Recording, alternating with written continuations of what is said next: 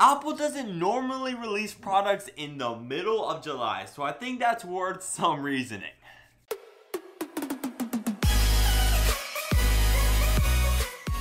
In case you did not know, Apple released the MacBook Pro via press release, not this whole keynote special that they do in Cupertino. They just released it online, kind of a little low-key, and this kind of did low-key for a reason. The new features in the MacBook Pro weren't all specs. They were mostly all specs, but not all of them. And this is where you kind of get an idea on why Apple did this low-key, very, very low-key. Sure, you got the 32 gigabytes of RAM, 4 terabytes of storage, which is a lot, but definitely necessary. And you got the 8th generation Intel 6-core GPU. All those specs are absolutely great. Good job on Apple just updating it to 2018. Still not the very best quality, but still up there for most people. Although Apple didn't refresh the whole entire MacBook, they added some nice little features there. They added Hey Siri support. They also added the capability of the display to have True Tone technology, which adjusts the screen based on the color temperature in your environment, and also a quieter keyboard. And that's a very interesting one.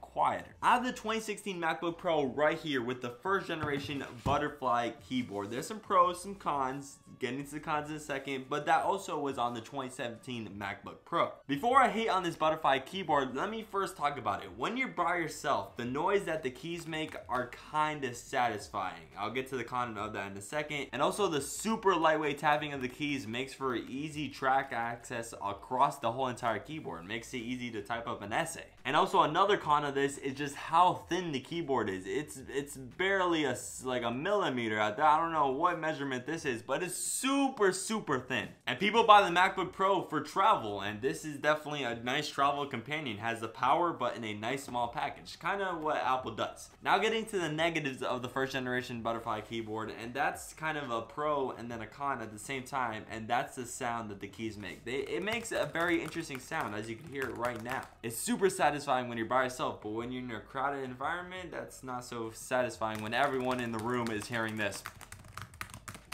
And the second negative is actually something major. This is leading Apple to release the 2018 MacBook Pros in the middle of July and having a nice little hardware improvement in the keyboard. This negative, if you haven't heard it already, but some of the keys get stuck. And for me to use the left shift key, it takes a lot more power than the rest of the keys because I don't know, some dirt got stuck in there and now the key isn't working. Because every single key on this keyboard from the very bottom to the very top, they're just using on this one little plastic silicone piece. This allows very fine particles of dust and sand to get underneath those keys and block it from using it, making it harder to press, and you have to use a lot more force than usual. And some keys, if there's not already dust in it, like my left shift key, it's just harder to press from time to time if something gets in there. So let's just say the number 7 gets some dust in there, it's harder to press for that 2 days. Is this butterfly keyboard that much of a problem or that much of a controversy? Apparently not. Personally, for me, it's not that much of an issue, and